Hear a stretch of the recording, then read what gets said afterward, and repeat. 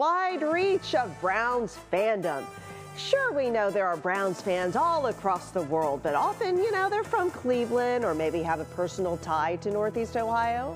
But there's one Browns superfan living in London who's gone from being known as a food blogger to getting thousands of followers on social media simply because of his love for our Cleveland Browns. Here's Mike-Polk-Jr. with that story. It's no secret that we have Browns fans embedded all over the globe. In fact, I recently took in a game via Zoom with some Australian backers living in Perth. Of course, the downside to being a Browns fan in another country is that you can't watch your team play in person, thus depriving you of the total fan experience. But not for Paul Brown. No, not the legendary Browns founding coach from Ohio. This Paul Brown, the legendary British Browns backer from London, who doesn't allow the fact that he lives almost 4,000 miles away from our stadium prevent him from attending an impressive number of games each season. In fact, he's stateside once again. On Sunday, he endured that meaningless Browns-Bengals travesty in person. After that, he did the best thing you can do should you find yourself in Cincinnati. He got in a car and came to Cleveland. We met up at a local landmark for some corned beef with a side of Browns banter. When did you become a Browns fan? I've been wearing Browns gear for about 20 years. I didn't know what it was. Didn't know if it was baseball or hockey or football. Probably about 10 years ago, I started playing fantasy on YouTube, learning about the sport. Yeah. You were radicalized and indoctrinated into the Browns culture by YouTube. Basically, yeah. Paul Brown's Browns fandom goes far beyond simply attending games. He's a social media maven who consistently documents and shares his unique Browns fan experience. I think the whole Browns community is great. Yesterday met so many cool different Browns fans. The one thing I don't think Clevelanders understand is Cleveland Brown fans are so global. Australia, all around Europe, they're everywhere. It all starts here in Cleveland, but then I think it just spreads out everywhere around the whole world.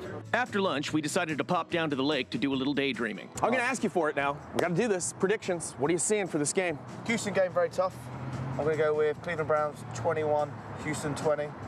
Wow, it's tight. That's a squeaker. It's going to be a very tight game. Some of you might recall that until quite recently, supporting the Cleveland Browns was a thankless task, offering little by way of reward. When do we want?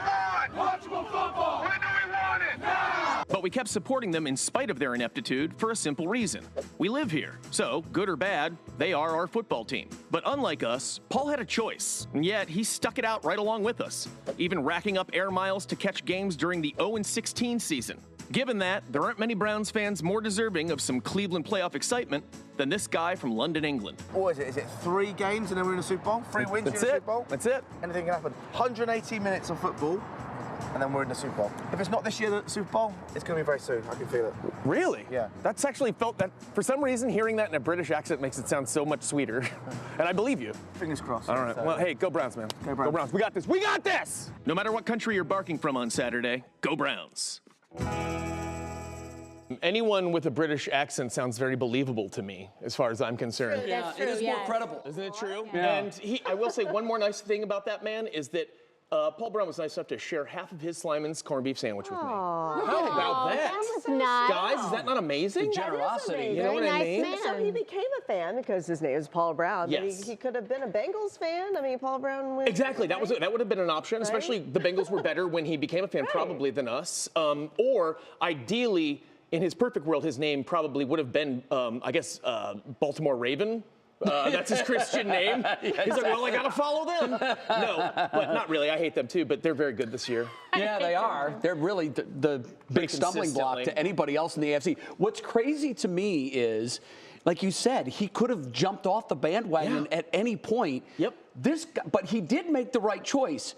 He's as resilient as all of us. And he's got no quit in him. Totally. And there's something very nice about the fact that he's finally being rewarded for this, because as bad as it is for us, Wake, you know how it feels to leave a Browns game, when they were the worst, and go that long drive home? That guy had to fly back to London thinking about Hugh Jackson. That's not a fun trip. That's the trip of shame.